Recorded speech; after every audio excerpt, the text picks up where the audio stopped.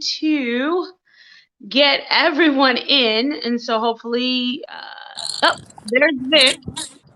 Vic is walking out of my mind, and then there's Mike. Mike Hey, stationary. What's up, man? Dealing with these technical issues here today, huh? all Yeah, right. Technical difficulty. all good. So what's up, everybody? Good to see everybody. We have everybody in now, which is perfect. Yes. I want to. I'm going to assume everybody's week was okay. We're just gonna go with them. Everybody had a good week.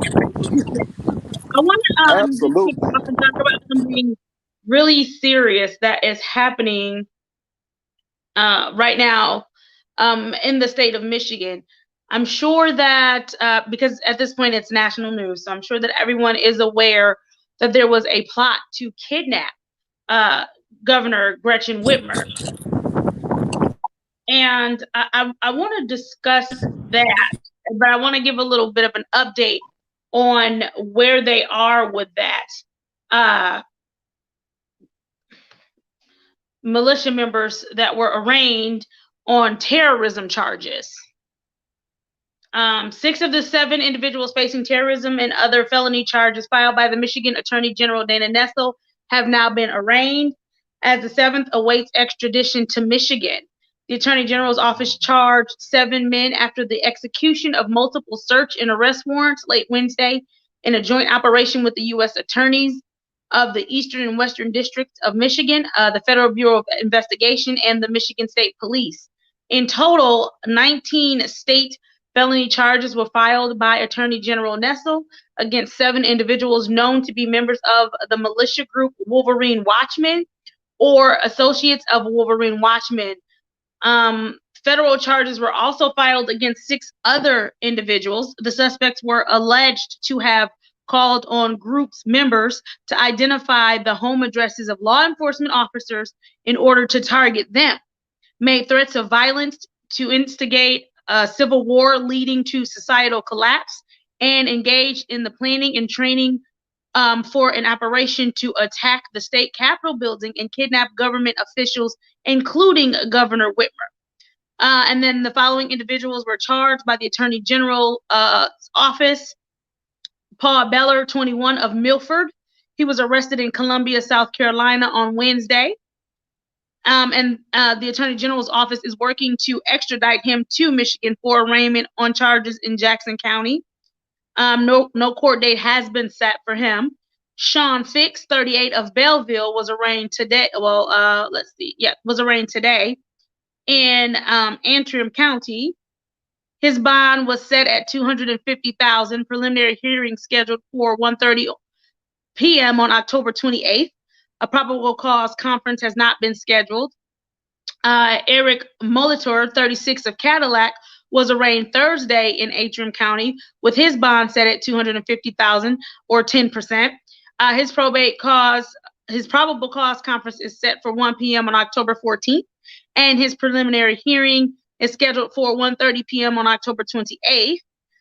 Michael Knoll, 38, of Plainwell, and William Knoll, 38, of Shelbyville, both were arraigned Thursday in Antrim County with cash bonds set at $250,000 each. Both are scheduled for a probable cause conference at 1 p.m. on October 14th and preliminary hearing at 1:30 p.m. on October 28th.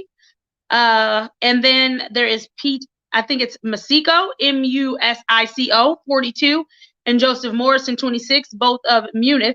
Both were arraigned Thursday in Jackson County with a cash bond set at $10 million each. Both are scheduled for probable cause conference at 1 p.m. October 16th and preliminary hearing at 9:30 a.m. October 21st. And they do have what everyone was charged with, and they were charged anywhere from providing material support for terrorist acts, which is a 20-year felony, $20,000 fine, gang membership, a 20-year felony, which may be served as a consecutive sentence, carrying or possession of a firearm during the commission of a felony, of a felony firearm, which is a 2-year mandatory prison sentence, providing material support for terrorist acts, again, 20-year felony and or $20,000 fine, carrying or possessing a firearm during the commission of a felony firearm, again, we just said that one, And let's see if anybody has like a different charge. Then one count, some of them were charged with a count of a threat of terrorism, gang membership, providing material support for terrorist acts, carrying possession of firearm.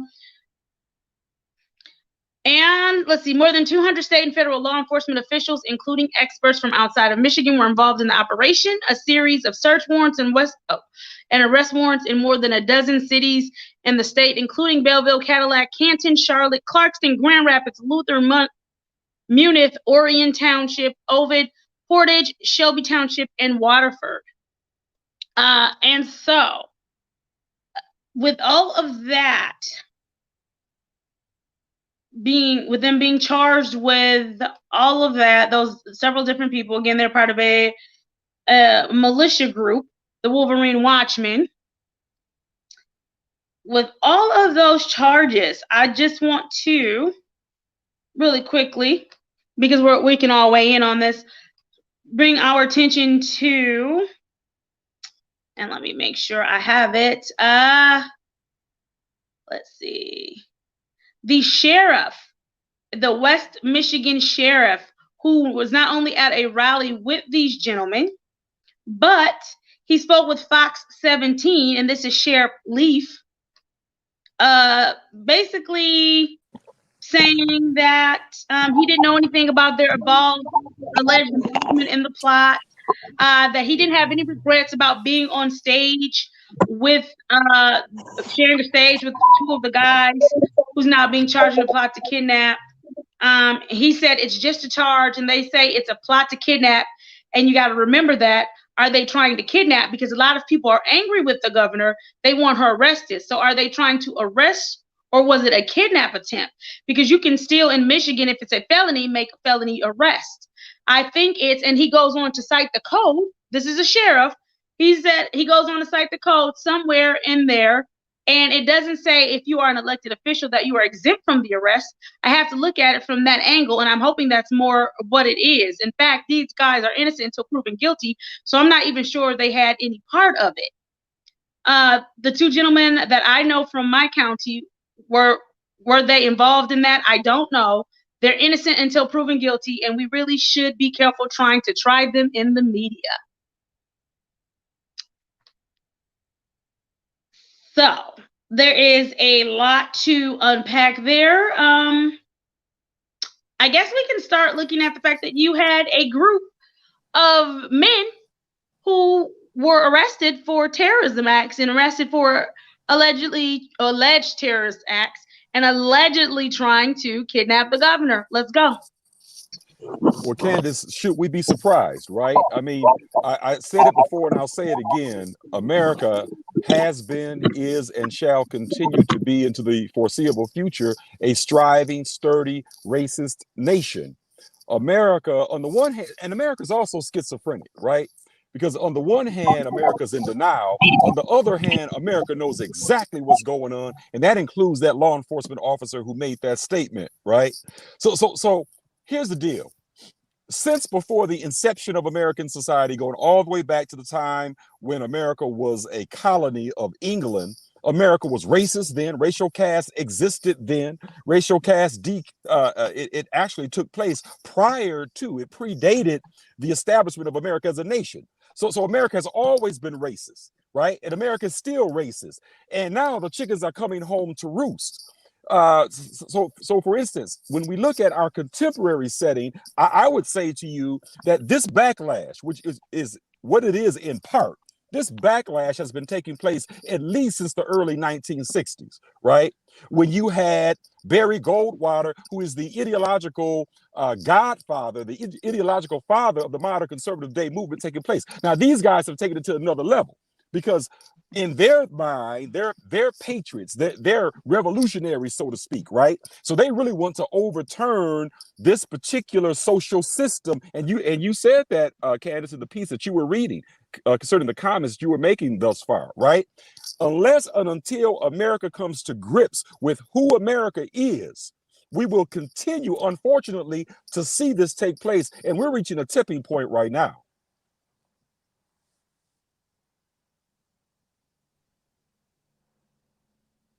Anybody else care to?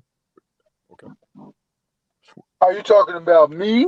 Should I chime in? Go Well, we ahead. know you're gonna chime in, Deep Blue. Look, I want to ditto what you said, Brother Vic. Should we be surprised, right? The president has been inciting riots and siding with these guys for the past 4 years. This is not the first. Well, they didn't actually get a chance to commit the act, but we've had many terrorist attacks. We've had a terrorist attack in Walmart. We had the one in Dayton, Ohio. I contend the one in Las Vegas was a terrorist attack. They just don't want to admit it. And so here we are again with one more situation where domestically these people have gotten together and got ready to try to take somebody out. Now we got to get our backing together and support Whitmer like we're supposed to, because the alternative is something I definitely don't want. You know, these folks, they're nuts, but they get turned on and turned up and turned out by our nut in chief. I mean, think about what this man is doing right now. He's got COVID, and he's going to have a rally this weekend. What's more nuttier than that? Are we serious? The president's a nut. Our president's a nut. He's a fool and a nut. And what are we going to do about it? I want to just Absolutely. kind of focus on the fact that we have a sheriff in the state of Michigan who was on stage at their rally for them feeling like their rights were being impeded upon. He spoke with them, stood with them at their rally, and he is now standing there saying, oh, I didn't read all the charges because I had other things to do, but according to Michigan code, whatever, just because she is an official doesn't mean they can't do a citizen's arrest on her. What is it? Are you being serious right now, sir? Wow. Are you being serious right now, sir? Not only are you saying, oh, their behavior is okay, but you're signaling a defense for them. You're using the media to tell them, to tell their attorneys, go ahead and use this code as their defense. When at no point in time should there ever be a reason where you think you should kidnap someone. And then not only that, but if they're so, everybody that claims that they back the blue and they care about the badge, these people were not only allegedly trying to kidnap her, but they were allegedly planning to harm law enforcement. So do you no longer care about law enforcement? Does your kidnapping, does that overshadow it? You can kill a couple cops because they're just what? They're just what's the word? They're casualties. What is this? What are we really doing? Candace, did not the FBI issue a report fairly recently about the rise of white supremacist groups and how they're infiltrating law enforcement? They have infiltrated law enforcement in certain sectors, and they've also infiltrated the military as well, the ranks of the military, right? And let's be clear here. Let's go back to the history. When we look at the history of American society, unfortunately, I got to tell the truth. There's blood, obviously, on the hands of law enforcement in this country with regard to its involvement in racist practices, which led up to the killing of persons, right? We could go back to the civil rights movement and see when Dr. King and his cohorts were marching and demonstrating in the South, and the Student Nonviolent Coordinating Committee was going into states such as Mississippi and Alabama and Georgia, and what they were trying to do was to register Black people to vote, right? And they were trying to get Black people to embrace their civil rights and human rights. In certain instances, you had law enforcement officers. In certain instances, you had sheriffs and deputies who were siding with the Ku Klux Klan. In fact, they wore 2 uniforms. Now, I'm not painting a broad brush, making a broad brush stroke of law enforcement in its entirety, but the truth is the light. There were certain individuals who were law enforcement officers, right, who in the daytime wore their law enforcement officer uniform, but at nighttime they were night riders and they were Ku Klux Klanners. They put on their sheets at night in certain instances. So we need to be clear here. In certain cases, there are established relationships that certain people have with others. with some being in law enforcement and others being in these white supremacist hate groups. That's just the truth of the I matter. think we've seen documentaries where you've had Klan members or former Klan members say that they've infiltrated, every area, where they say they've infiltrated the law, as in they've become lawyers, or they are law enforcement, or, just they're judges, or, that it goes pretty high up. I think what's even more disheartening is how everyone claims to be so patriotic and everyone claims to love this country so much, but it's amazing the excuses and the different things that they'll pardon, if you will, or again make excuses for when it comes to someone being flat out wrong. I just find it amazing. Everybody swears up and down, we want a back to badge, blah blah blah, and then but when it comes to Black people being murdered by the police and the victim is being played out as the villain in the media, it's no problem. But when you have people who are literally trying to commit terrorist acts, allegedly trying to commit terrorist acts, you're saying don't play this out in the media? Absolutely, Candace. And Candace, I think that we need to be clear here. Some of these persons, they have a particular view of what America is, and they have a particular view of who is American. Some of them, Candace, don't view you or I or Mike as being American citizens. Mike, you are a soldier. You're a veteran. You served this country, right? You are a part of a tradition of African American men and women who have served this country, even when this country didn't serve us. That's right. Well, listen, Doc Rivers said it best. Listen, I heard the speech that, and I don't want to talk about this politics and the Democrats too much, but Joe Biden gave his best speech I've ever heard him say this week. And one of the things he talked about was Doc Rivers said, listen, you can talk all you want, but Black people keep loving this country when the country doesn't love us back, right? And we have a proud tradition of loving this country. Nobody can question our love for this country, despite the fact that it won't love us back. I'm not going to say these numbnuts, these fools aren't conniving in some way, but they're not that smart. They wanted to kidnap the governor and take her to Wisconsin and make her confess or do some other stuff and kill her or whatever. It's nonsense. But this is how these people think. This is what they came up with. But you're going to see sympathy. Already you see it from the president. You're going to see sympathy for them. And if their names was Abdul or Rahman or somebody else, there would be no sympathy and people would be putting them under the ground. They're not going to do it to these guys. Absolutely, Mike. And we got to say, Mike, real quick, and I'll let you talk again. We got to talk about the double V, Mike. So that's also a tradition in our community too. When men and women such as yourself have served this country in the military, those very persons, especially when you go back to World War II, and you talk to the Black veteran in World War II, what did they talk about? They talked about the need to fight for the double V. And what is the double V? The double V stands for victory abroad and victory at home. We're going to fight against Hitler and Tojo during World War II. And when we come back to America, we fighting against institutionalized racism in America and fighting for our civil and human rights. That's the double V. That's the double V. Y'all got to excuse me. I'm kind of hyped this evening. Y'all got to excuse me. Well, you got a right to be hyped because this is a serious issue for us as Black folks. We can't keep playing. I hear people talk about, oh, they're all the same and this is okay. Man, are you nuts? This man is out spreading COVID, actually killing people. We ain't heard have y'all heard anything about Chris Christie? Anybody do an update on where Chris Christie is right now? He's in the hospital, right? Being affected by the president. The president is so low down. You talk about soldiers. He blamed him catching COVID on Gold Star families. That's right. But he had a super spread event nominating Amy Coney Barrett.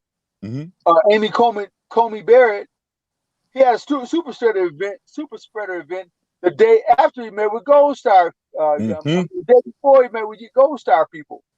So Mm-hmm. that's where he probably caught it or whatever Mm-hmm. at that event. Mm-hmm. And he continues to have super spreader events. He's talking about everything is great. Don't be scared. I'm not convinced. I would say this to Joe Biden. Mm-hmm. Maybe I'll just go ahead and have the debate, make him show up, make him stand up for an hour and a half straight with no chaser, and see if he passes out, and see if he falls down, see if he gets sick and does some crazy stuff. Mm-hmm. Or that's a great point, Mike. Maybe Joe Biden may want to address the nation himself. Yeah, exactly. Yeah, Joe has come out. He talked very eloquently. He talked about our issues as African Americans. He talked about 400 years of slavery. He also talked about bringing the country together. This is what we don't hear from the president. What about bringing the country together, man? We got to bring the country together. And I don't know if Candace has been getting pot shots from Hometown Hero and the rest of the people. But we got to bring people together. What you been getting, Candace? Just keep going. I'll let you know when I'm ready to read the comments. Just keep they got bad, Candace. Say Mike, here's what I think is going on with Trump, man. I think Trump he's running scared now. He's concerned because the writing is on the wall. He's throwing everything against the wall, trying to make it stick. When he tried to overturn the Postal Service, when he tried to limit the early voting and absentee ballots being able to be mailed in and things of that nature, systematically, he's trying to systematically rig this election, right? So what is he looking at? He's looking at the very real possibility that he's facing some legal charges and he might even serve some prison time. That's what he's looking at. So he's fighting not only for his life as a politician, but he's fighting for his literal life because he's looking at potential jail time. And so now, Mike, what doctors suggest is that when a person has been diagnosed as having the COVID-19 virus, as was the case 7 days ago, right? They maintain that on the short end, you need to be quarantined for at least 14 days, if not upwards to 20 days. This guy, as you aptly pointed out, Mike, is now talking about holding rallies. Exposing other people. He already has, Mike, 24 of his associates, 24 members of his administration and the Republican Party who've recently come down with the COVID-19 virus. Right. They maintain that the Joint Chiefs of Staff right now, the Joint Chiefs of Staff are all quarantined. They can't come out in person and be available. This is nonsense. This is craziness. And at the same time, he's touting some cure, which I don't think he has. Nobody's even seen him come up and talk to people. He is not taking questions. He's only talking during these little TV sessions, right? I mean, this is the wildness of the Trump circle, and now so he's endangered the country. We have a security crisis. He's a security threat because the Joint Chiefs of Staff can't make decisions, right? Right. We have a security threat in Michigan and other cities and other states around the country. And we also have COVID going on that is rising up every day. Yes. Every day people are catching it. Absolutely. There's an uptick taking place across this country, Mike. And that's another issue right there, Mike. Yes. Because now we're in fall now. It's fall, and we're looking at the cold and flu season as winter is quickly approaching. And now what the experts are saying that there stands the very real possibility that this uptick may be a major uptick in terms of the influenza, the flu, and also the COVID-19 virus in and of itself. What Trump is doing, Mike, in his administration is symbolic of his mishandling, his overall mishandling of this COVID-19 debacle. Well, if he wasn't such a narcissist, he had a perfect chance and ability to go ahead and be a hero here. And he had several times. He could have been a hero back in February. He could have been a hero in March, in April. He could have been a hero in the middle of the summer and closed down Florida. He could have been a hero over and over again, but he has refused to be a hero because his own narcissism gets in the way of doing what's right by people. Absolutely. And Mike, let me ask you this question, right? I think Candace is probably looking over the comments that are being made. But let me pose this question to you. You're a political animal. I mean, you're a student of politics. Let's look at a couple of scenarios here, right? Yeah, I'm listening. Let's say, for instance, what happens to the Republican Party? First, what happens to Donald Trump, and what happens to the Republican Party, and how do you think his base will respond if Donald Trump is defeated in this election by Joe Biden? What do you think is likely to occur? What are the consequences of that defeat? Donald Trump is already projecting, right? He's talking about prosecuting Barack Obama. He's talking about prosecuting Joe Biden. I mean, he's in the middle of an election with Joe Biden. He's talking about prosecuting it. The report that was supposed to come out landed with a thud. It didn't land with grace.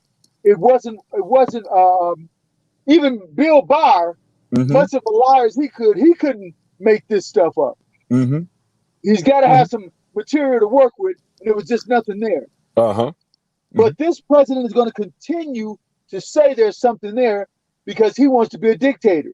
He sees how things are going, and he does not care about anybody but himself and trying to survive this, because he knows once he does not survive this, when the ship goes down, he's got that $300 million in debt. He doesn't have any way to hack that and leverage the White House for it. He's got deals going on in China with his daughter. I mean, he's got so many things he's got his hands in. He's got his hands in pharmaceuticals.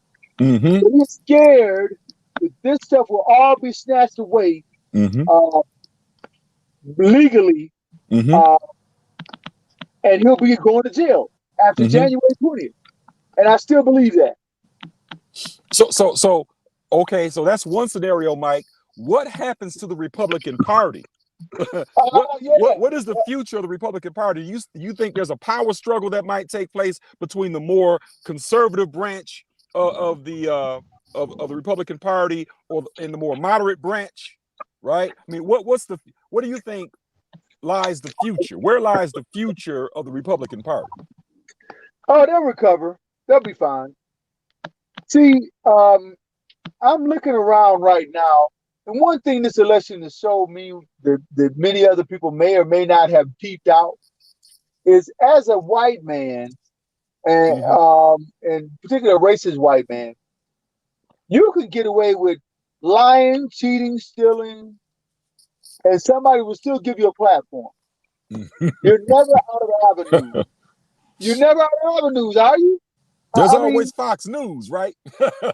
well, I'm saying in real life, Brother Vic. Yeah. I'm saying this is one of the reasons why Black people can't conduct themselves in a racist manner, because we don't have the power to hold them down. Here's a guy that can go out like Mitch McConnell or somebody else, and he might lose his seat. He can go out and be detrimental and terrible to anybody. He can be evil and downright dastardly. But there's a place in our country for him. And it's crazy. This is and they can always make a comeback. They always got a way to make a comeback. And it's just sad because this is we make one mistake and we're out of there. Yeah. Absolutely. I give case in point. There's a Black man who was killed by the police recently, by a police officer. Now, the police officer has been arrested. He's been charged. We get that. But this man was one of the ones who denied that police brutality existed. He denied that these young people were killed by police. should have just put their hands up. He would say that he was a Candace Owens type of black man. Oh, okay. Yeah. And now he just got shot by the police. Oh, really? Really? Yeah. And what part of the country? Between a white man and his woman. He broke up a fight between a white man. The police officer walks up and shoots him. Tases him first and then shoots him. Kills him. Wow. Kills him. Yeah, killed him there. Kilted him. So this was recent. This was recent, huh, Mike? Yeah, this is within the last 2 weeks. Yes. Wow. I'll have Wow. to get his name for you. But the Okay. point of the matter is, they don't care about anything but your skin color. Mm-hmm. He's a conservative. He loves Trump and Candace Owens and everybody. Mm-hmm. It's sad. So let me ask you this, Mike. So let's say, for instance, what happens to Joe Biden, right? Let's say if Joe Biden and Kamala Harris win this election, right?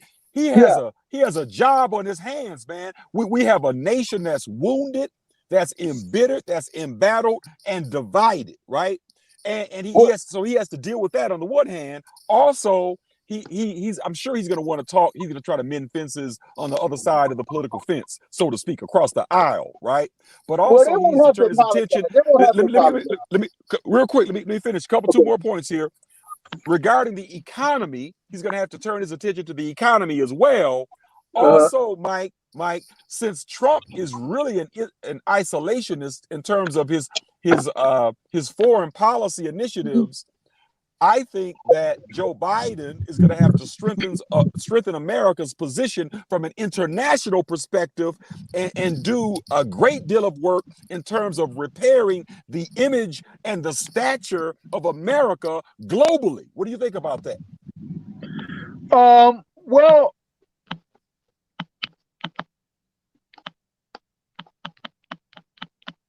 I know that's a lot to chew on right there. Did he? He might have. I think we lost him possibly. I think we did. Wow. Let's see. Okay, so I do want to kind of go back. I know that you guys kind of skipped over. The reason I was so quiet is because there's something going on with the chat, Okay. where we're not able to see it. Okay. So which was the reason why I said I'll let you guys know when I'm going to read the chat, because we were having some trouble with seeing it. Okay. So until that's worked out, I can't really read the comments. But that's what my silence was about, was trying to figure out why the chat is messed up. Okay. Okay. Well, Candace, since you're back now and you're the second political the student of politics here, you and Mike are. Let me pose the same questions to you that I posed to Mike, right?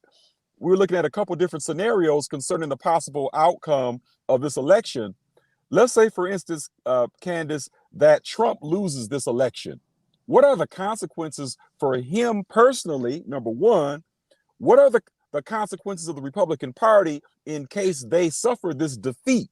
Number two, and then what do you do with this base, this 40% that's been riding with Trump for the past 4 years? He's been gassing them up for 4 years. What's going to happen to them, right? And should Biden try to engage them at all? What do you think? Where to start? What happens if he loses? I don't think, although he did say, I saw a video where he said that if he loses, he said it in South Carolina at a rally. He said, if I lose, you'll probably never hear from me again. But I think that we've witnessed the saying one thing and doing another. Yeah. I don't think that a defeat will be handled well. I think that the projection has already been put out there of, oh, you can't trust mail-in voting. Meanwhile, he's a mail-in voter. With him saying, with him giving the cues to maybe try some voter intimidation at the polls, saying we'll have our people at the polls. Like, that's fine. Everybody's side can have people at the polls, but it's a matter of how you govern yourself at the polls, Absolutely. You're entitled to have your poll watchers. You're entitled to have all of that, but it is a matter of how they govern themselves.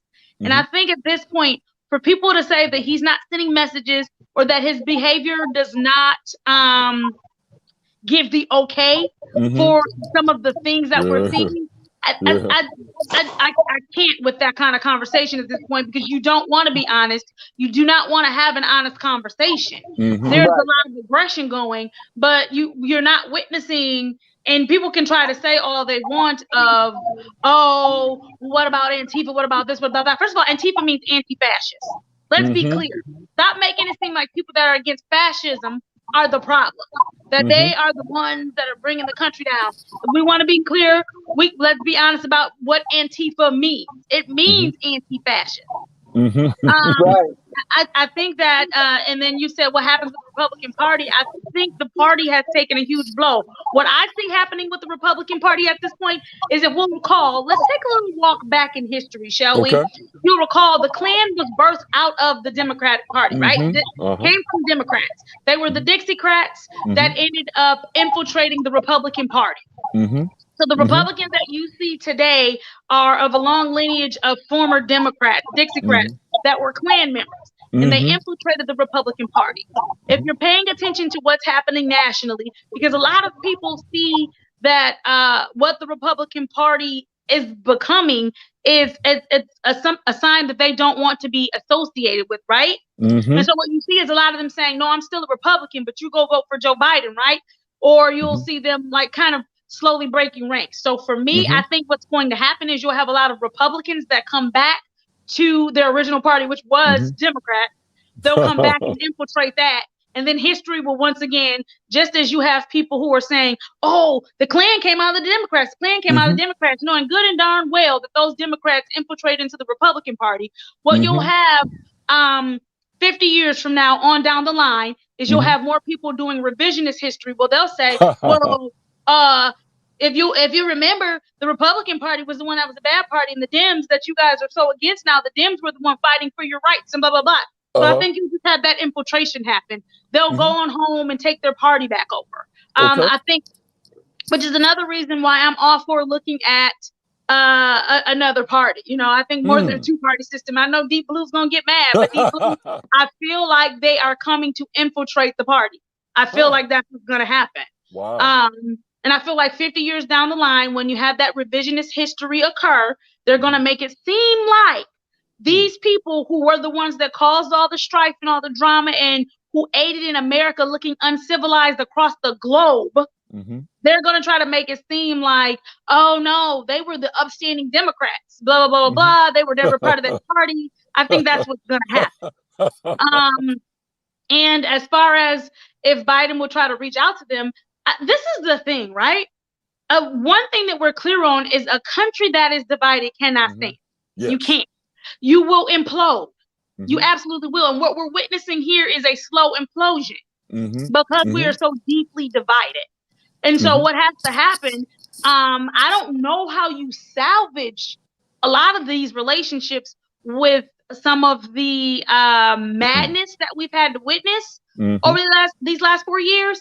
And I'm not even talking like specifically about Trump, but I'm talking about like at your next door neighbors, everyday behavior that people have thought to think or they believe is they're okay or they're comfortable with doing now. You know what I'm saying? How do you just go back and pretend like you didn't know that that person let it be known that they didn't like black people, or that person let it be known that they didn't like Chinese people, or that person let it be known that they had a problem with women? I don't know how you go back because you can't hide anymore because we see you. So I think that unfortunately the scary part is what happens is they have to continue on this course and go full on out because there's no hiding now. There's no going back.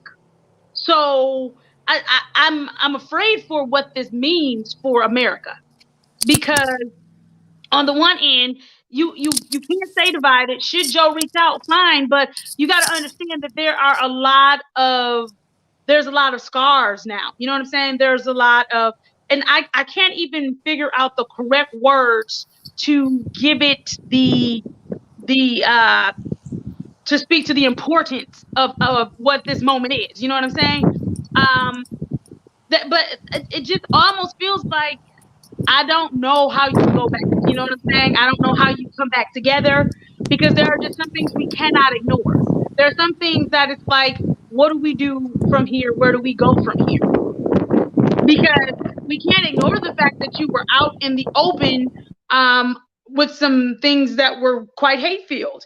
Even when you look in terms of classism, we can't ignore the fact that you were out in the open with some things that, rather than try and correct a system, you blamed people who were poor as a result of the system. You know what I'm saying? Or people who struggled as a result of the system instead of, the system itself. So, Paul, I don't need to see that. And so I'm just trying to figure out, like, what do you do from here? You know, where do you go? And so the answer to your question is, I don't know. Very good. Very good. Wow. I mean, well, Candace, I mean, when you look at what's going on now in this country, Joe Biden's got to win. Hey, if he does hold on not one win, second. I need to do something real quick. Because I can kind of see some comments now. I don't know. Kamish says there wasn't enough racist white people to prevent the first black or mixed man to become president, so I doubt there's enough to take over the Democratic Party. Kamish, stop it and be realistic. You know exactly what I'm saying. You know that there aren't enough to infiltrate and take over a party. You know that the whole reason that the Republican Party is the party that it is now is because you had a section of the Dems, the Dixiecrats, who switched over. I think at this point, we've got to be willing to have some honest, intelligent dialogue with one another. I don't know. Are we ready for that, though, Candace? As a nation, are we ready for honest dialogue? We have no choice. This is where we are. We have no choice. You cannot go back. We started the show talking about people who were literally, allegedly trying to kidnap the governor. We have people who have terrorism charges. We have people who were allegedly planning on, because they backed the blue oh so much, but they were planning to throw Molotov cocktails at police officers, and law enforcement is willing to kill law enforcement. It's like where we are now is beyond whatever. So we've got to have those conversations. You can't just go back and act like none of this happened, because it all happened. Everyone feels injured in some way, you know? And so how do we learn to live together again? And more importantly, what happens to people that are saying, and rightfully so, I don't want to live amongst people who are willing to do these things? And Candace, I think Mike was about to raise a point here that we haven't discussed yet. What if Trump manages to win this election or rig it and take it? What happens then? Mike, you're about to make a point about that. What happens then? You were talking about the cost, the price that America will pay in the event that Trump wins the election. Yeah, we're going down the tubes if he wins. And I don't know. People are doing surveys and stuff like that. You never know with these people. I see a lot of Trump signs when I go out into the hinterland. Oh, yeah. I see Trump signs everywhere. I see more Trump signs than Biden signs. I'm not saying he should win, and he should lose in a bigger landslide than he lost the first one. But he lost by 3 million and still won the Electoral College. So there's a chance for him. You never want to count him out. And I do need to correct whoever Aaron is. When Aaron said to calm down because he's the only person in here, you're not the only person in here. As I stated earlier, there are problems with the comments. There are a whole lot of comments being made. You're not the only one here. If you leave right now, this show will not be without viewers. Go ahead, Vic. You're muted. Hold on, Vic. You're muted. Can you hear me? Yeah, I think Mike was still making a point there. Oh, Mike, I could not hear you. You were muted. As it relates to what America may face in the event of a Trump victory. Yeah, look, I'm making my point. I've said it. If this man gets in, and I'm not counting him out, don't count him out. If he gets in again for another 4 years, you will see the demise of this country Attorney General Barr will be putting Obama, Hillary Clinton, and all of his adversaries on trial. He will be doing some things we've never thought he would do, and he's still doing them now. I mean, he's a COVID spreader. Nobody thought he would do that. He's got his son appointed, son-in-law appointed to all these positions. He's running the COVID scene, and he's running Israel, and he's running policy with NATO. He's a do-all everything guy. We have never seen a president this so out of control. We gotta admit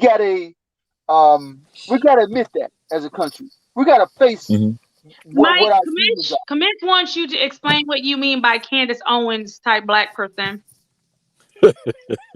Well, a Sambo. Do I need to get any more script than that? I don't use the term Uncle Tom because I read Uncle Tom's Cabin. To be honest with you, Uncle Tom was a pretty good guy for the most part. He was. Uncle Tom was not a bad man. But Sambo, Sambo's oh my the God, problem. he was something else. and Sambo would sell his own mother down the creek to get something from Massa. Someone like many other people, and then especially during Trump, I've decided there's two kinds of people who vote for Trump. Either rich people who got a whole lot of money, who don't care about anything else but their money, which means there's something in it for them, right? People either real quick, because Carl came in and I need to correct this from Carl real quick. Carl said we need a governor that leads, not follows Harris.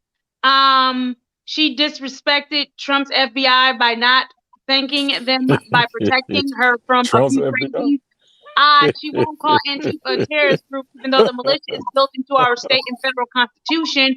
November 3rd will end the crazy left. So, Carl, just something real quick. It's not Trump's FBI because he dogs them every chance that he gets. Second of all, to say that I think it's really disturbing, Carl, that you are right on script with the president of saying, oh, you didn't thank me for protecting you. First of all, he doesn't even like the FBI. He said time and time again that they were crooked. So let's kill that noise right there. Second of all, it is literally the FBI's job to look into terrorism and protect people. Right. And finally, to say that she didn't thank them means you did not watch her press conference. Either you watched it on mute, or you didn't watch it at all, or you watched it and you're creating your own facts. And remember, Candace, the recent report that the FBI and the Homeland Security Office made concerning the rise of white supremacist groups in American society, whereby they both stated that the rise of white supremacists is presenting the most pressing and consistent danger to the internal stability of American society. That's a fact. That's a fact. So if you're going to use the FBI in your statement, Carl, let's talk about the total truth, the entire truth. And that's what I'm talking about. Unless and until America deals with its demons. If a person embraces that train of thought, that kind of worldview of hatred, that's on you, right? But you can have your own interpretation, but you can't have your own facts.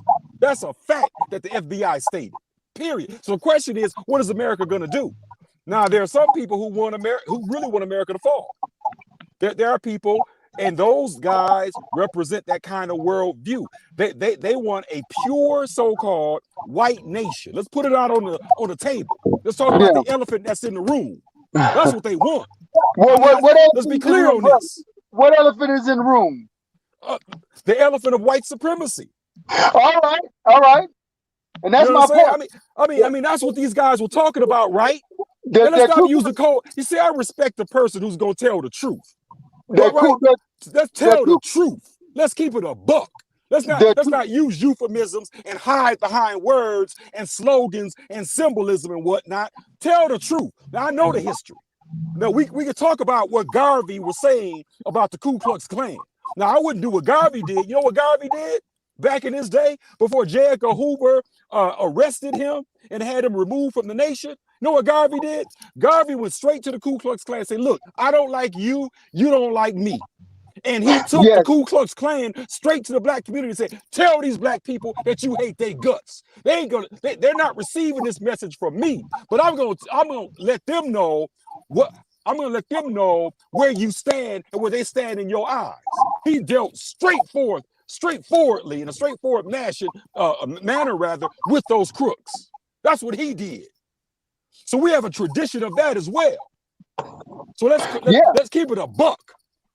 Well, all right. So you're talking about the tradition of racism, right? And how black leadership was calling that out. And in the case of Garvey said, tell these black people to their face how you really feel about them and stop hiding behind euphemisms. Well, you know me, to use a euphemism, they are racing. They're racist adjacent. And so we have individuals right now, in my mind, who are comfortable with racism. And then they're comfortable with there's something in it for them. And they'll talk this thing up. But the truth is, there's something in it for them. That's where Candace Owens falls. There's something in it for them. They get notoriety. White folks who would love them. They get to debate black people on Facebook and Twitter and argue all day and never win an argument. Never. Or you are a racist, you know? These people are racist day in and upside down everywhere you can imagine. And I don't know how we fight that beyond rooting it out at stem and stern, rooting it out at the very bottom and getting rid of it forever. We got to get rid of this racism. Kamish said he does not know a single white person that is racist. And if Harris were white, would her record against black people be a bigger issue? Well, I don't know. I mean, people say she was a tough prosecutor. She didn't even turn into it. I would have embraced that. Yes, I'm tough. I was the law and order person for California. You doggone Skippy. I was law and order. And I put a lot of people away, but I had other programs that worked for me, blah, blah, blah, blah, blah, blah, blah. I would have said that, but she didn't. But she still, you can't deny the fact, just like I said, we love our country. Our country doesn't always love us. She had an opportunity, Kamala Harris did, to come out and talk about what she's faced. O'Shea Dude Jackson, he had a chance to do all this craziness, and I don't know if we got psychobabble going on with these people. Do we have people that are going out and being activated? Have they always been this way, and they're feeling emboldened by Trump? Whatever it is, well, yeah, that's true. Whatever it is, it's all racism, and we got these characters and people playing these characters, but this is real life, right? They think they're on the Trump show along with Trump, but this is real life, and it's always in real life for black people. There's always consequences for us.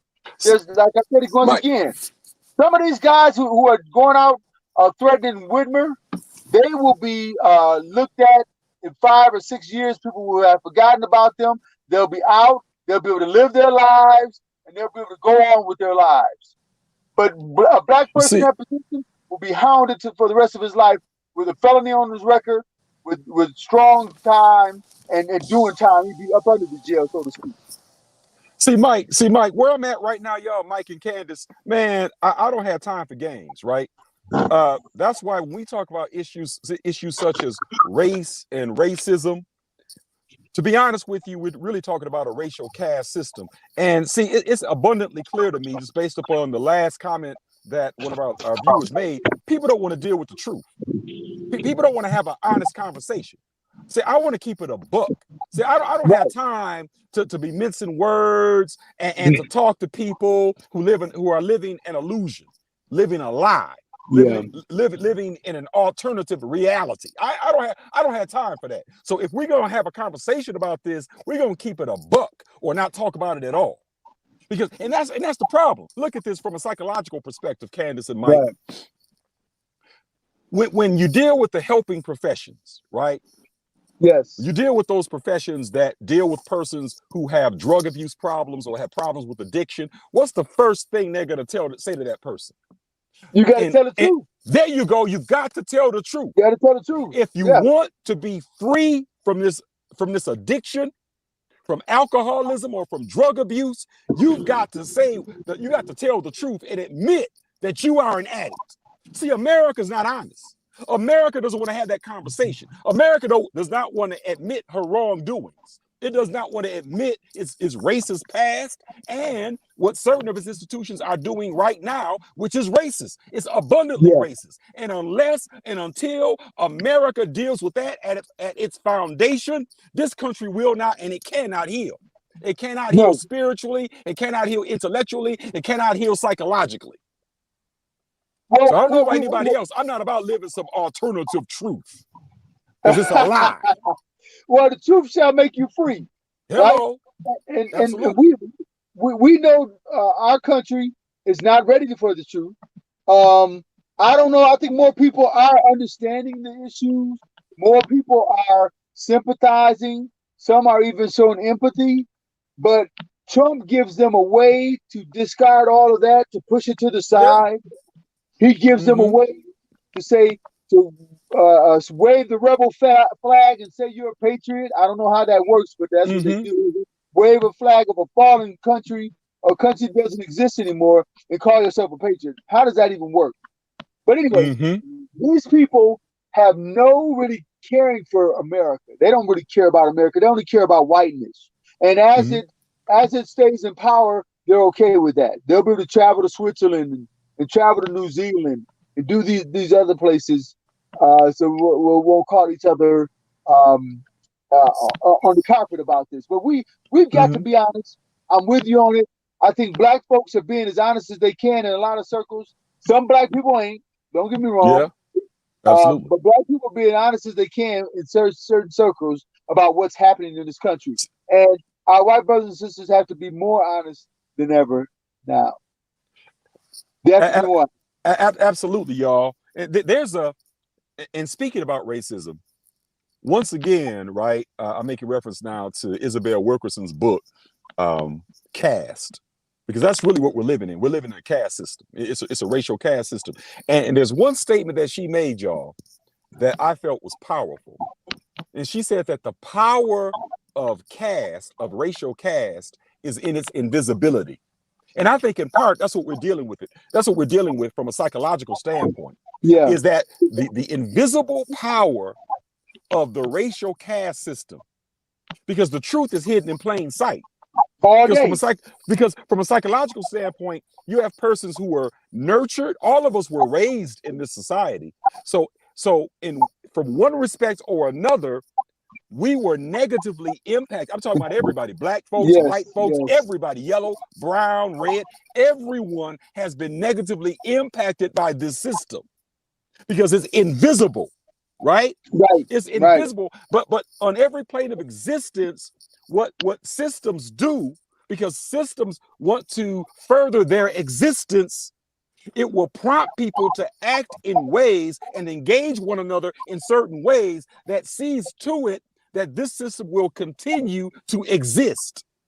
Vis-a-vis the caste system, which has been in this land since the settlers came here and erected a colony of England.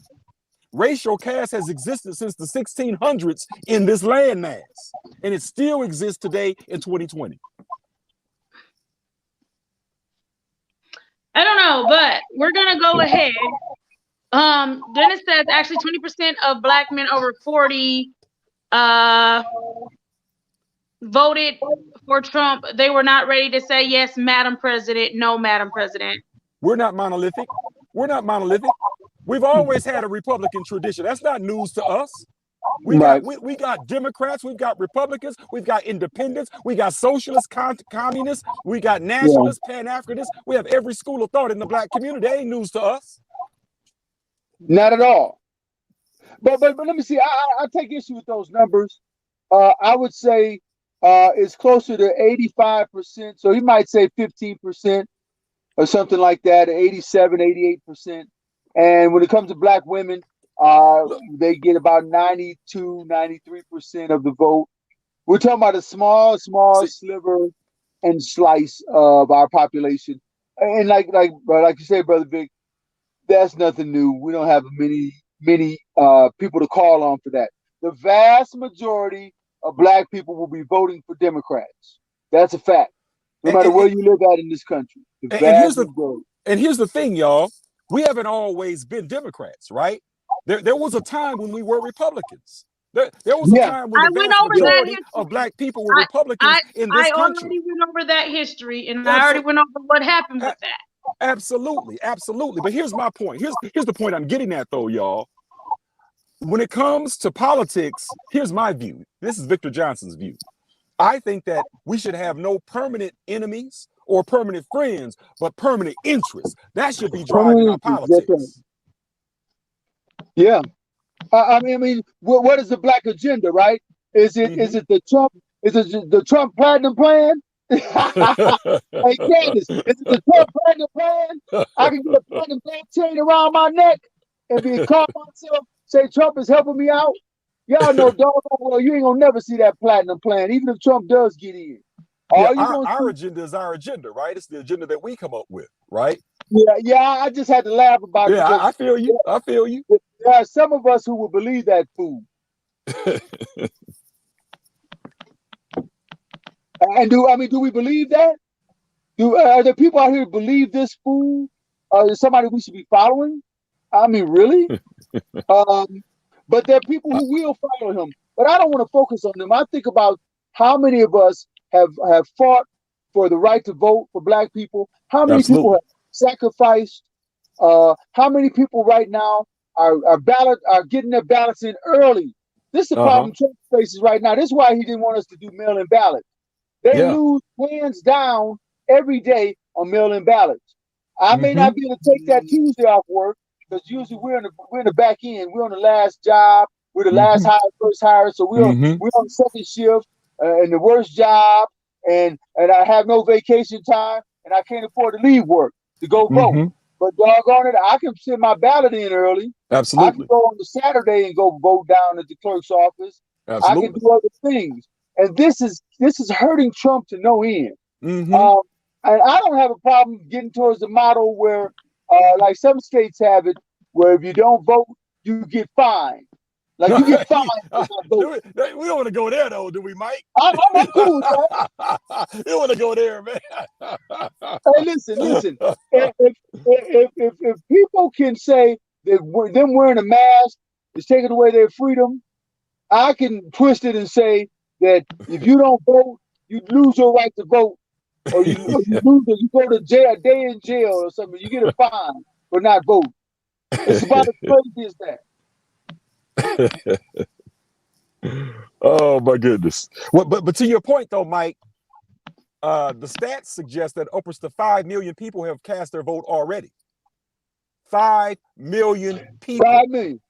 And before we had tens of thousands. It was 100,000 or 500,000.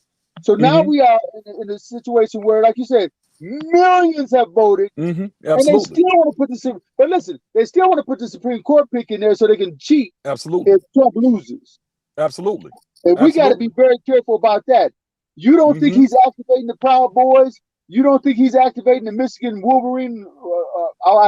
Oh my God, I hate to say that word, Wolverine militia. Oh my God, so blue. It hurt my heart. But anyway. I need you to know that Wolverine militia sounds about right. The Wolverine militia, huh? Okay. Sounds about right. Spoken from a Buckeye, right? Spoken from a Buckeye. Yeah, they're a bunch of Buckeye fools. Oh Lord, okay. I mean, you let me know. You let me know when the Buckeye militia is trying to allegedly do terroristic acts and allegedly kidnap their governor. Until then, the Wolverine militia. I feel bad for the Wolverine. Those Wolverines, hey Vic, those Wolverines just can't get it right. They just can't get it right. Yeah, no doubt, right? No doubt about that, man. No doubt. Michigan has seen its better days. The Wolverines have seen its better days, man. They got better days ahead of them. Don't count them out. Basketball coming back. Football coming back. But as we look forward to what's happening with these people who are in these militias and stuff, I have no problem really going in the FBI taking care of these people. I don't know. That means if we do have a black organization that decides to hold meetings and stuff like that, you better believe somebody's an FBI informant in the group. Oh, absolutely. That's the And history. we should watch ourselves and conduct ourselves accordingly. Absolutely. Because So Mike, basically, QB came in, he joined us, and he said that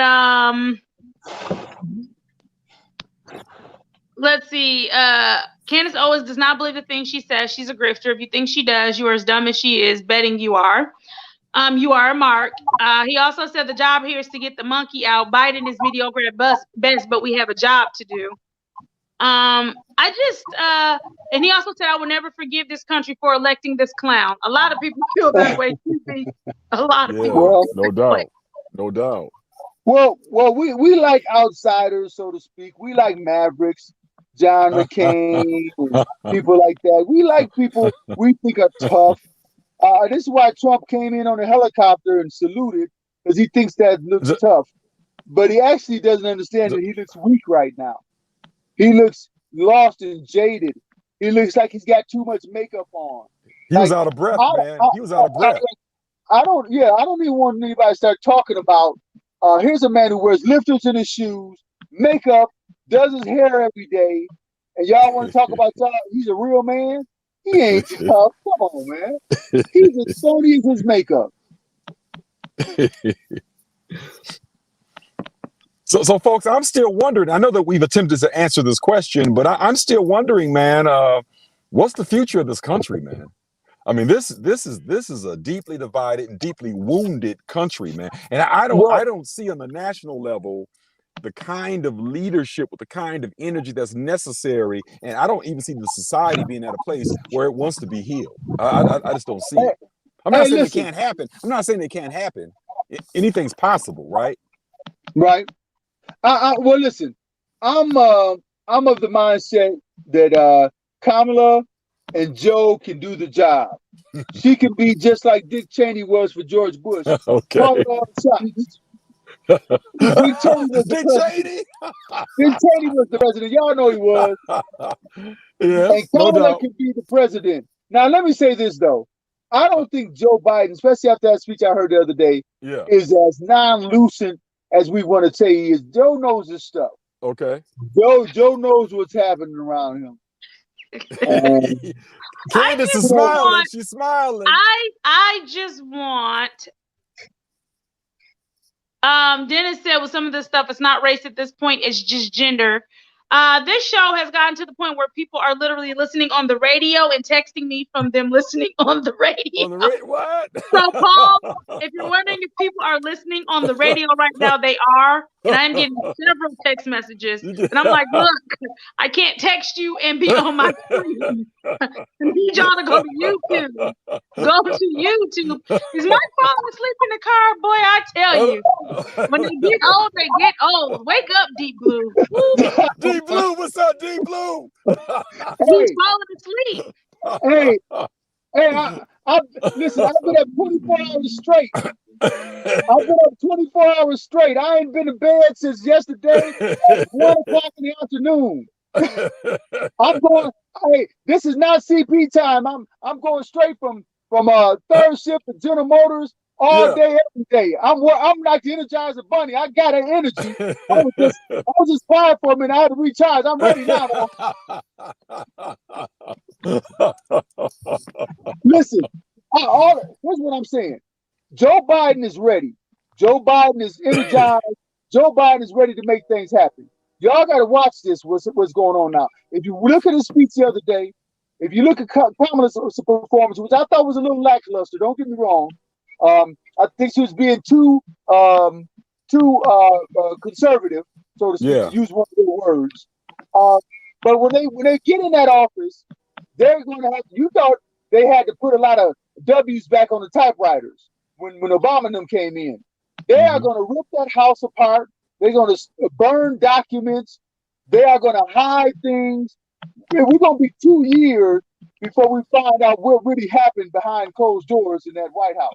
Right, that's what's going on right now. Mm-hmm. But they will recover. The country will recover, and we will make things better.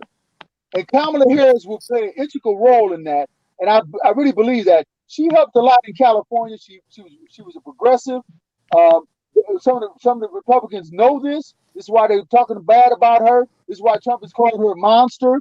This is why they're talking about AOC and other people like that and trying to scare us with the AOC boogeyman. But it's a hard to talk about. So I think they'll be okay once they get in there.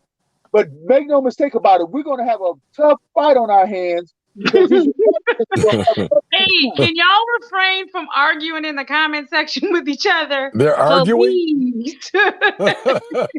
Wow. What happened, Candace? They're arguing in the comment section.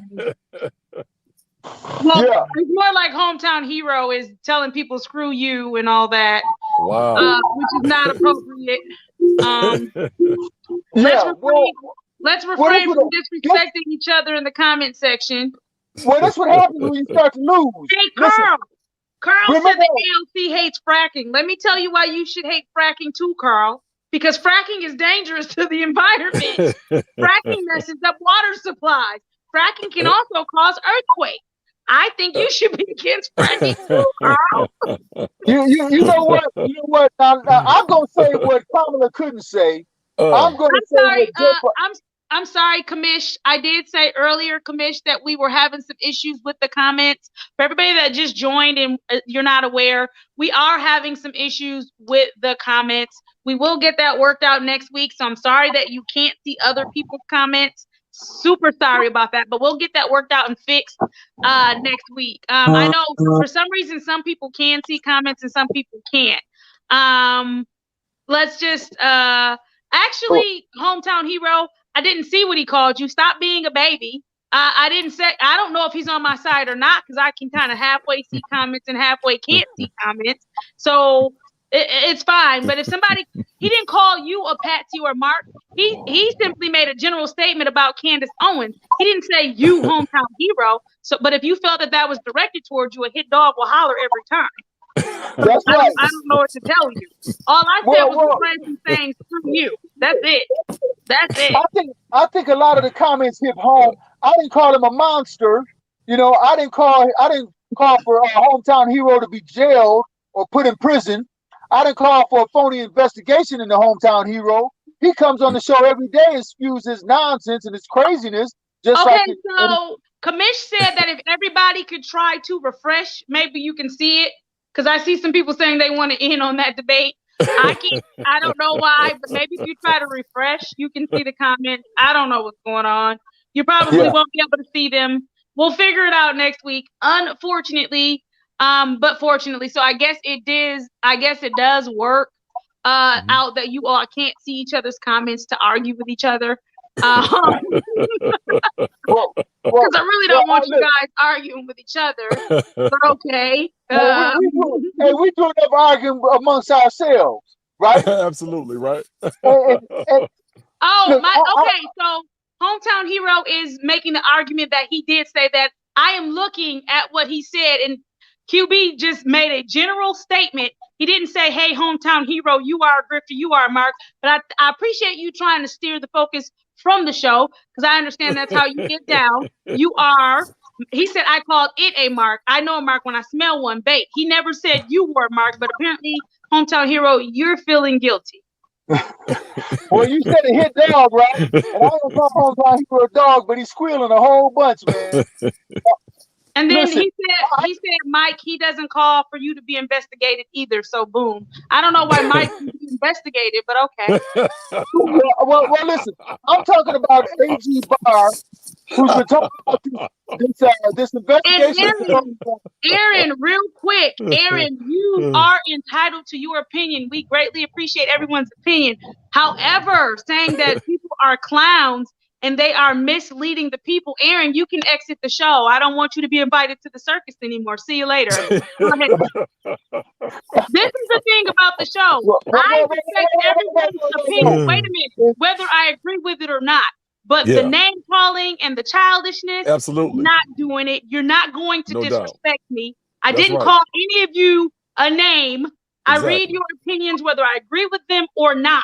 And if you Mhm. cannot be an adult and have a conversation without name calling, then there's no point in you being a Mhm. part of this dialogue. We're going Absolutely. to keep it respectful. That's not optional. Absolutely. Right. I Absolutely. mean, I reserve my clown comments for Candace Owens or some of these other people. Oh, Hey, I would my goodness. a hometown hero a clown. He's just wrong because he's following a clown. He's following Donald Trump. Donald Trump is a clown. He is putting on a show. Hey, And- Mike, you can't Yeah. call hometown hero a clown either. You I don't don't get to call call him him a a clown. I didn't call him a clown. I said he's following a clown. He's following Donald Trump, who is a clown, and I think he's certified. He's been clowning this week. Listen, when your mama used to sit you down when you were 7 years old, said you better quit clowning. Like way past that. No, Commish, I just told him, all right, the comment section is getting heated. People are calling people clowns. People are saying people are the dumbest person in here. Like I said, I didn't call it. Listen. Oh my goodness. Nobody in the comment section is a clown. I'm not calling you a clown. I call Donald Trump a clown. I call Candace Owens a clown. Nobody in the comments is a clown. I said you might be following a clown. If you want to call Joe Biden a clown, that's on you. Right. Aaron seems to think that I'm kidding about the disrespect. So, Aaron, it's been real. Yeah. Well, You don't exist anymore. It's been real. But since we're talking about foolishness, man, whatever happened to Kanye, man? I thought he was running for the presidency. What happened to Kanye? Kanye was actually on the ballot in Kentucky. Are you serious? Yeah. I think Kanye got his own fights because he about to lose his estate. See, Kim about to put him in jail, and she gonna take everything from him. So is that the word now? They're about to split his hands. Mike, you have upset Commish. Commish said, "Are there any black conservatives that you don't consider a clown?" And Carl said, "Yeah, there are some." And then Carl said that Biden is stacking the Supreme Court. Carl, come on. Carl, that's too easy of an argument. Biden's not putting anybody in any court. If you pay attention to appointees and all of that, the only person that's been stacking courts has been Donald Trump. No doubt. I'm really confused as to how that you all can even try to make that argument with a straight face. There's a conservative named Shermichael. I think his last name is Williams. Shermichael. His name is Shermichael. Shermichael. Yeah. He. I think he's pretty even keeled as an African American conservative or as a black conservative. What about Michael Steele? Well, Michael Steele's a conservative, right? I like Michael Steele. I think he's all right. What about Thomas Sowell? There you go, Commish. Commish, they're giving you plenty of conservatives, black conservatives. They don't think. I think Walter Williams is a problem. I think Thomas Sowell is a problem. But Shermichael, Glenn Laurie is kind of like Glenn Laurie, Walt Williams, Shelby Steele, and the rest of these people. What about McWhorter, the linguist? I can't stand McWhorter, but McWhorter's coming around. John let me tell you something about McWhorter. Hey, Mike, real quick, because Carl has been gone for quite some time, and he's actually been on his best behavior today. Carl wants to know who picks your ties. You don't like this, man? It's kind of nice, ain't it? Hey, I wore my tie today. Because Lord, the White House, they tied up in knots. They got sitting around in the White House, sick as a dog, not wearing masks, infecting others. They're infecting the electorate with their craziness. They're infecting our electorate. Oh, Lord. Now Donald Trump caught the virus. Chris Christie is in the hospital right now. We don't even know if he's going to live or die. The first lady is sick as a dog. Obviously, Barron has it too, right? I mean, look, the brown shirt Miller, Stephen Miller, who is the leader of the brown shirts, who is the Goebbels to Donald Trump's Hitler. That man got it. Now his wife got it back in May. Now he has it, and these people walk around like they're God's gift, and they're doing nothing but giving us the gift of COVID all over the country. They believe in the herd mentality, according to the president. It's herd immunity, but they believe in the herd mentality. And I don't want these people to keep following this herd mentality, getting sick and dying. Somebody gave me an example of a bunch of college students, like 70,000 college students, infected with COVID, and none of them died. And I'm thinking, like, well, what about their grandparents, their uncles, their moms, their aunts, their friends that were their immune deficiency? They don't even care about those folks. But right now in America, we cannot not talk about that 1,000 people are dying a day in America. Right? In Florida, 15,000 people have died of COVID in Florida. Are you kidding me? This is why Trump is losing Florida. They're having a conversation in the comment section really quickly about Ben Carson. They can't come to a consensus where Ben Carson is amazing. Y'all talk about me sleeping. You better go wake Ben Carson up. He don't even know what he's in. Well, I'm going to say this because the argument in the comment section is, and I don't know, you guys seem to have clown meters or whatever. I can't see that you guys are even doing this, but the argument, I guess someone said that, Ben Carson is the clown. And so the argument seems to be, so this is the thing about Ben Carson, right?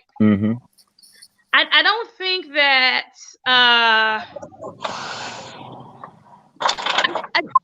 it's a complicated thing with Ben Carson, right? He's made a whole lot of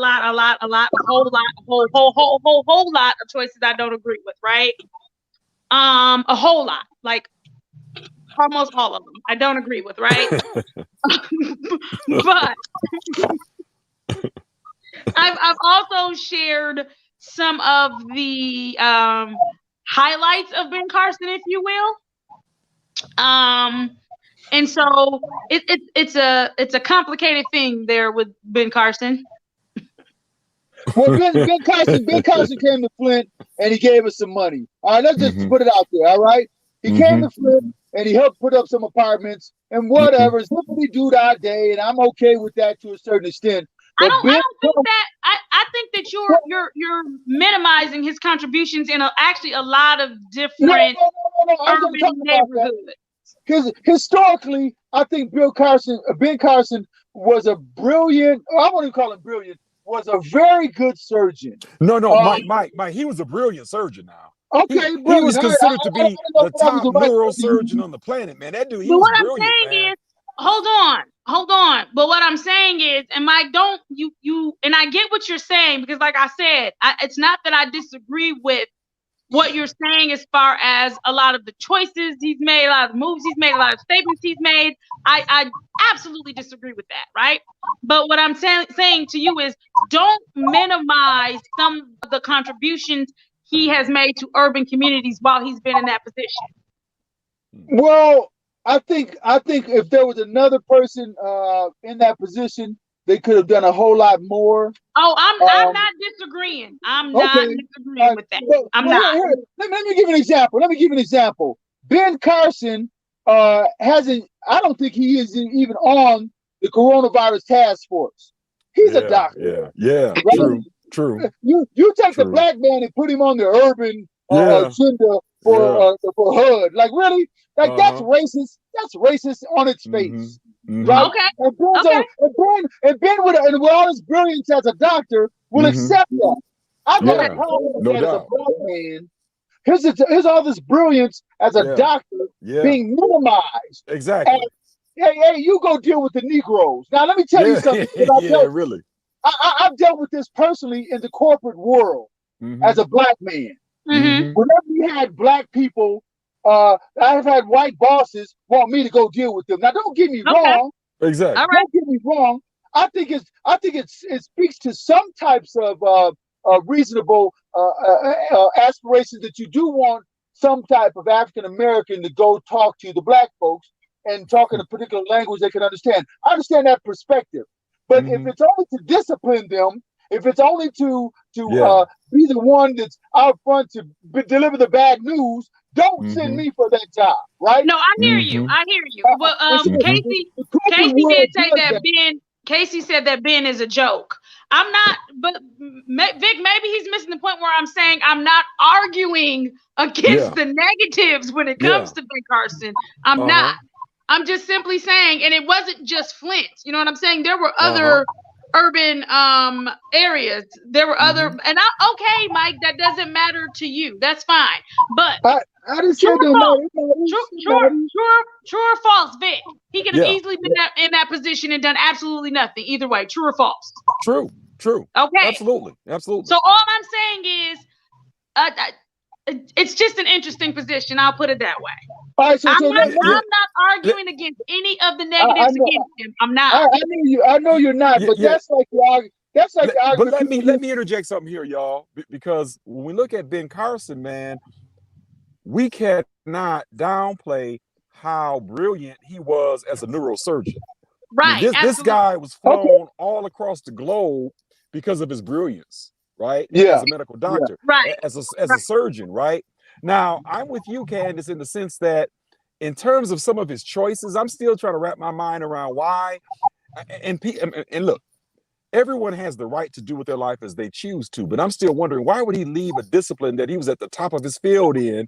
He could be the president of a college, a university, a medical school. He could be a visiting scholar. He could be doing all types of things, showcasing his brilliance and helping to tutor and to train future doctors, right?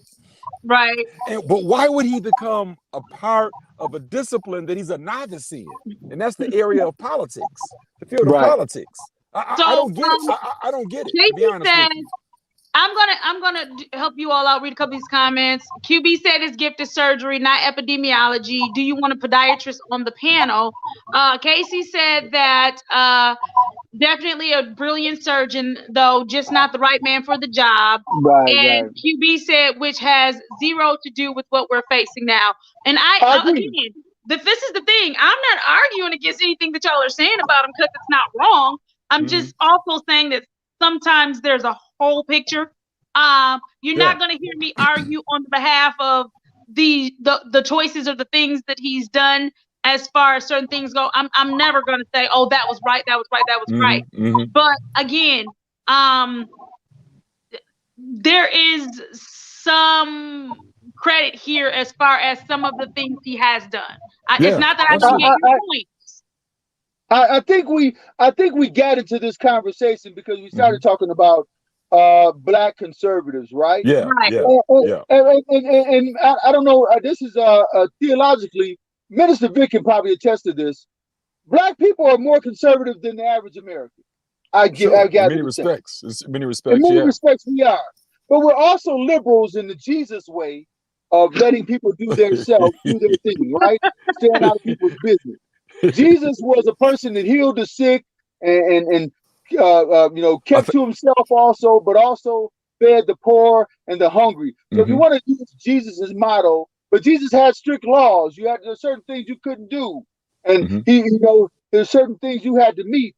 And African American black folks are intertwined with that.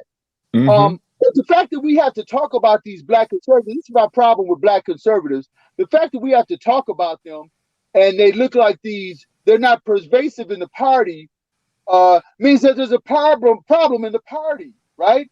You can argue that for both parties, but go ahead. No, hold on.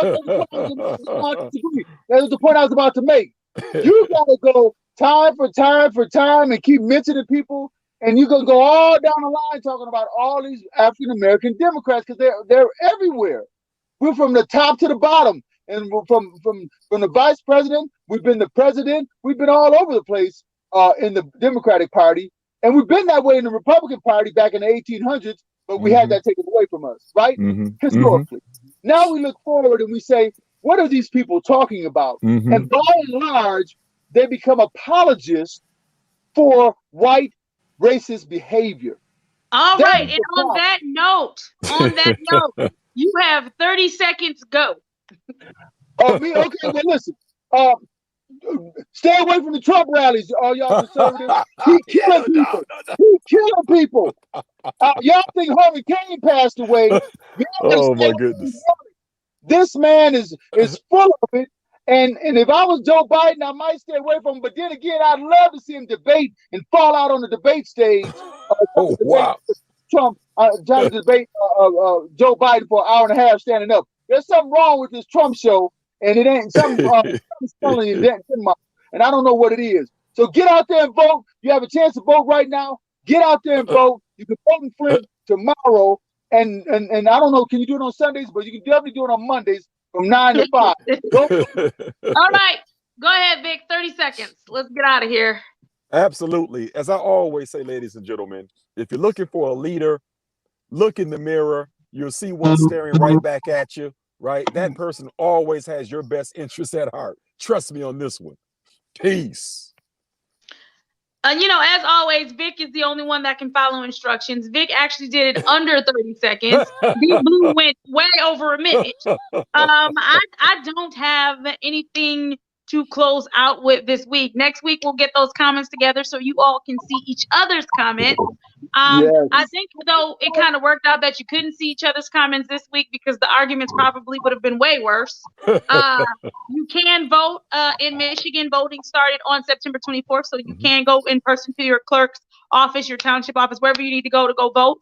And before October 19th, before October 20th, if you need to register or you just want to vote and you do not have an ID, they cannot turn you away. You can sign an affidavit that says that you are who you say you are, and they will have to let you vote. It doesn't matter. They cannot turn you away. That is Michigan law. Do not let them turn you away. However, after October 20th, while you do not have to have ID, you will have to have some sort of proof of residency after October 20th.